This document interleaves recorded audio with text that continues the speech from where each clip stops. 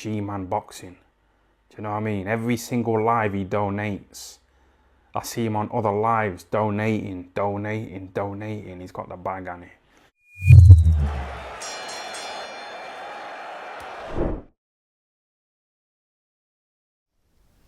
Alright, so the other day, it was announced that Conor Benn's next fight will be in December 11th on the Katie Taylor card, which is happening over in Liverpool. And he's going to be facing Chris Algieri. Now, Chris Algieri is a former 140-pound champion. He beat Ruslan Provodnikov for that title. He never actually lost that title. He vacated it to go up to welterweight to fight Manny Pacquiao, in which he got bounced off the canvas 5 or 6 times, I think it was, in that fight. I think that was in Macau in China back in 2014.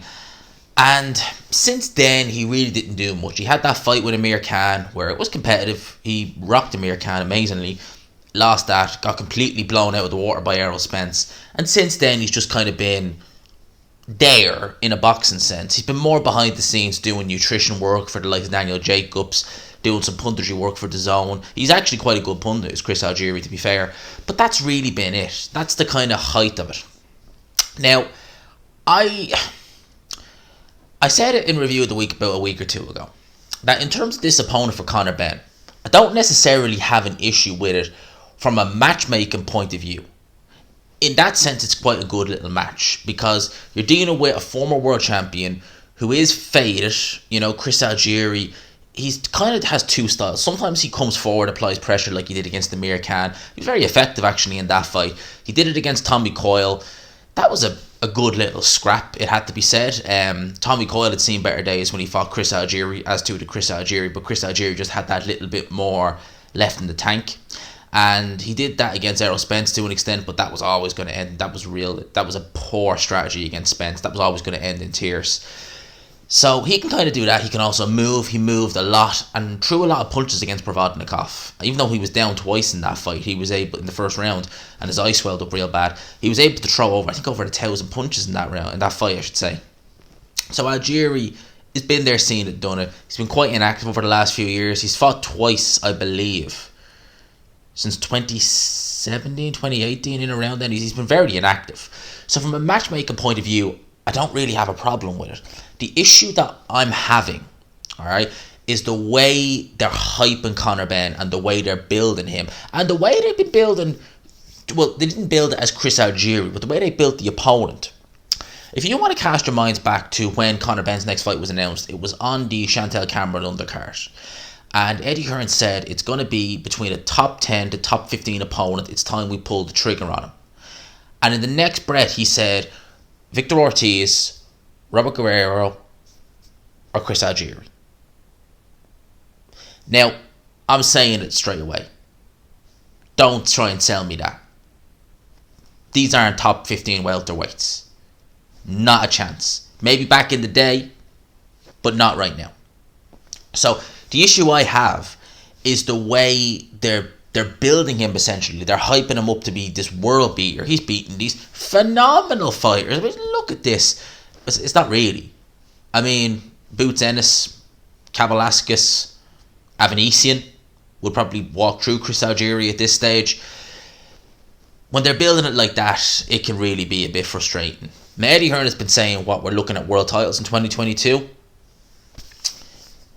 Chris Algieri is a good learning fight. And the fights they've been having for Conor Benn, I don't actually mind them necessarily from a matchmaking point of view. As I said, the issue I have is when you're trying to sell it as though this is some world beater, when, you know, they're clearly not. Even back in the day when they were something, they weren't the best in their division by no stretch of the imagination. You know, your Granados, he was never one of the better guys at all.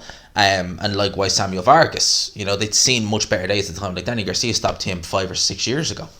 So, you know, there's that. But let's just go back and look at Conor Benn as a fighter, because I'm calling it the curious case. Conor Benn is one of those fighters who, when he turned pro first, and I remember his second pro fight specifically, that was a 4-rounder, it went to points. And I remember that one more. Now, I seen his pro debut, it was on the undercard of AJ Martin, but the actual second fight was when I looked at Conor Benn and I thought, oh my God, this kid has so much to learn.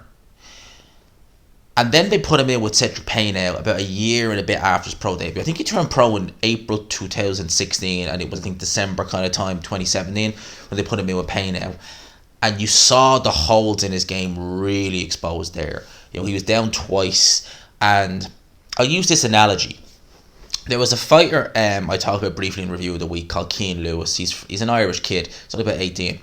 He was dropped twice in the first round of his fight. Now, his fight was a 4-rounder on the MTK card they had, or the IFL card, or whatever it was. It was on IFL TV on Friday. He was dropped twice in the first round. And what he did was he was able to regroup.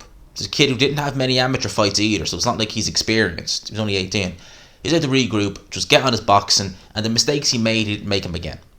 When Conor Benn got dropped, it was like he just didn't know what to do. It was like he thought, we're out in the street having a dust-up, and I'm just going to go and try and swing and see what happens. It literally looked like he wanted to have a street fight with gloves on.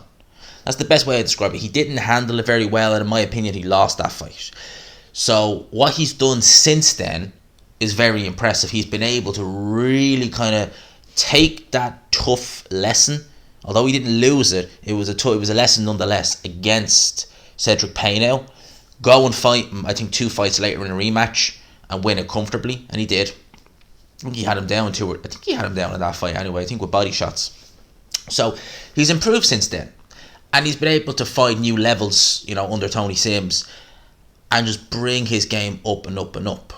Now, in 2019, they were talking about Conor Benn versus Josh Kelly. At the time, I was like, whoa, that's not a good idea. And to an extent, I still think stylistically Josh Kelly would pose Conor Benn an awful lot of problems, just from a stylistic, put the speed specifically. But I remember thinking, they're surely not doing that. And then I was kind of thinking, are they actually thinking of maybe cashing out on Conor Benn? Because obviously he's got the name, just making a bit of headway. Is that what they're looking to do? And I think genuinely, if Josh Kelly had beaten Avanesian, we would have had that fight probably already by now. To be honest with you, I think that was the plan all along. Avanesian derailed that. So it made me wonder. When I saw him against Formella, bear in mind, I forget who the last opponent Conor Benn fought at the time was, but I was still kind of in the mindset of Conor Benn's okay without being great. He looked a lot better against Formella. Fought Vargas. Stoppage was BS, but nevertheless, still did what he had to do. Against Granadas, I felt as though he kind of came back down to earth a bit. Although he won the fight and he won it comfortably, Granadas almost old manned him in there to an extent. Without winning the fight, he was able to just be sneaky, awkward, and make Conor Benn not look the best at times in there. So from a matchmaking point of view, I think this is fine. But I take issue with the fact of trying to sell Conor Benn as this world beater, as this guy who's only a few fights away from a world title shot, as this guy who is, you know, taking on, you know, brilliant tough tests. When Neil Marsh, I believe, said that it was £500,000 that was offered to Conor Benn to fight David Avanesian, which was apparently turned down. Alright, now I'm saying apparently because this is reports. I don't know if it's true. I don't know if I'm no inside source. I don't know, but I'm only talking about what's being reported. Now, if that's true, got to raise an eyebrow. I think Avanesian is a good fight. I would pick Avanesian to win, but there's absolutely no shame in taking a loss against someone like that. Avanesian is a very, very good fighter, extremely good fighter. 500 grand, that's not chump change to anyone. So you kind of got to ask that question. And one thing this is before, and we've heard this as well. Like, who was it who said this? Might have even been Avanesian himself. That Eddie Hearn and Conor Benn wanted Avanesian to vacate the European title, so that Conor Benn could fight for the vacant title. Now, straight away when you hear that, you're like, no, come on.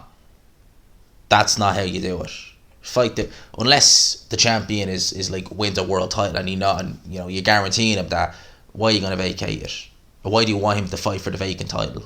Because there's more prestige, in my opinion, of fighting a good champion like Avanesian than fighting, you know, some highly ranked, and he might be garbage guy from France, Belgium, Sweden, etc. for a European title. It just doesn't make sense to me.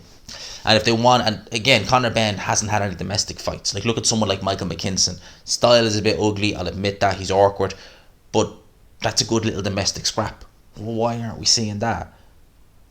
You know, why aren't we seeing him in any of these like domestic scraps, you know, at domestic level? They're fights I'd like to see Conor Benn in. Eddie Hearn at this stage, I think he doesn't want to put Conor Benn in a big competitive fight unless it's a world title. And at welterweight, even if Errol Spence moves up to 154, or God forbid the eye injury is so bad he maybe has to retire, God forbid, I hope that doesn't happen, you're talking about guys like Virgil Ortiz, Jerome Boots Ennis. Jerome Boots Ennis, the cream of the crop, in my opinion. Excuse me. Even guys like Danny Garcia. If Conor Benn had another year experience and he fought someone, you know, a little bit better than Chris Algieri, I still wouldn't pick him. I don't feel Ben's hit his ceiling, but I don't think his ceiling is quite at that level. And welterweight is one of the hardest divisions you'll ever get in boxing, because they always try. These fighters today might not be as good as the fighters of yesteryear. They might not be. It's someone's opinion. That's opinion based. A lot of people feel as though the welterweights today are as good as the welterweights of, we'll say, 10 years ago. Irrelevant. They're still very, very good fighters. They're still at a very, very good level. And some of them would beat welterweights of 10 years ago. Make no mistake about it. It's always going to be a tough division. And when I look at Conor Benn and his dimensions, I see someone who, in my opinion, isn't suited to the welterweight division. He would be much, much better. And I've said this for years about him. 140 pounds, if he could make it comfortably, he would be a lot more effective at that weight division. Bear in mind, it's not much of an easier division. It has to be said, in all honesty, because there's great fighters at that division. Even if Josh Taylor was to vacate, Zepeda, you know, I was going to say Baranchik, but I think that Zepeda fight really done him damage. You've got Zepeda. You have Jack Catterall, who's a decent little fighter. You have Jose Ramirez, Prograis, Postal. It's not easier, but I do think he'd be more effective at that weight division than he would be against guys like Spence, Boots, Ortiz, Porter, Crawford, Garcia, just naming a few. I mean, I'm missing names because there's a lot of good names at welterweight, an awful lot. So that's my thoughts on that. I'd be interested to know what people in the comment section think. Like I said, not having a go at Conor Benn necessarily, but what I don't like, and it's nothing to do with him, it's the fact that we're being sold that Conor Benn is fighting these incredibly, the top 10, 15 welterweights. Chris Algieri hasn't fought a welterweight, excuse me, since, 2016 when he lost to Errol Spence? He's been fighting at 140 the last few years. If he's top 15 at welterweight, I mean, no, I'm not buying it. So that's my thoughts on that. I don't mind Chris Algieri as an opponent necessarily in terms of matchmaking. What I take issue with is having them trying to sell it to us as though it's a massive fight and, you know, it's a thing. It's not. It's none of them. And the one thing I'll leave on, and it's a criticism, and that's not a criticism, it's something that I have noted, and I've said it before, is that when we look at Conor Benn, he's had 20 fights in around that. When has he ever faced a puncher? That's a genuine question. When has he ever faced a puncher? I don't think Cedric Payneau is necessarily a big puncher. Some people have deceivingly heavy hands. You can see it in the way they throw shots. You can see it in the way it lands. You can see it in when they do get knockouts, how the opponent reacts. I got none of that from Payneau. So my question as well is there potentially a bit of a fragility there in the old chin department that they're worried about? That they're thinking, hang on a sec, we don't need to put him anywhere near, even if it's a crude, run-of-the-mill, fringe 5 years ago contender, he can still punch. We don't want that chin getting dented at all. If there is any fragilities there, if one shot lands, could cause damage, could drop him, etc. And God knows how he'd react to being dropped. The first time it happened, he didn't react well. And I mean by that is he fought even more recklessly. So, be interesting to see, be interesting to know. I'll watch this fight, I'll be interested to see how it goes and what they do in the new year, what they do in 2022. World titles at welterweight, boy, that's not going to be easy. Who would you even get a world title off? You know, your Dennis Ugas, I wouldn't pick him over your Dennis Ugas, not a chance. Your Dennis Ugas could potentially in the new year, you never know, because they're both PBC fighters, might fight Boots Ennis. Imagine Conor Benn and that's WBA. Conor Benn's, I think he's high enough rank with WBA. Could you imagine Conor Benn getting made mandatory for the winner of like someone like Boots Ennis versus your Dennis Ugas, just in an alternate universe? Would you really pick? I wouldn't even dream I put him in near Boots Ennis. Boots Ennis is fantastic. He really is. Waxing lyricals about Boots Ennis, but he, from an athletic point of view and just a style point of view, he's absolutely one of the most gifted welterweights I've seen in God knows how long. And I used to think Virgil Ortiz was good. I still do. But Jerome Boots Ennis, holy mother of God, that kid is just damn. That's what I gotta say about him. That's my thoughts on the whole Conor Benn situation. Let me know yours. I'd be interested to know what people in the comment section think. I'd be interested more to know, what do you think of Algieri as an opponent? I don't mind the opponent from a matchmaking point of view. It's just the way they're trying to sell it I take a bit of an issue with. What are your thoughts? Are you in the same boat as me saying, well, you know what, Chris Algieri's fine. The way they're like selling it, no, bit of an issue there. And the way they've sold some of the other opponents, a bit of an issue there. As well as the Avanesian situation. You know, we'll just call it a situation. We don't know what's going on fully there. Let me know yours in the comment section. For now, I'll leave you with that. If you could, lads and lasses, I really appreciate it if you all could smash the like button. If you could hit subscribe, you know, share the video as well if you enjoyed it. Hit the all notification bell. For now, lads and lassies, I'll talk to you. Peace.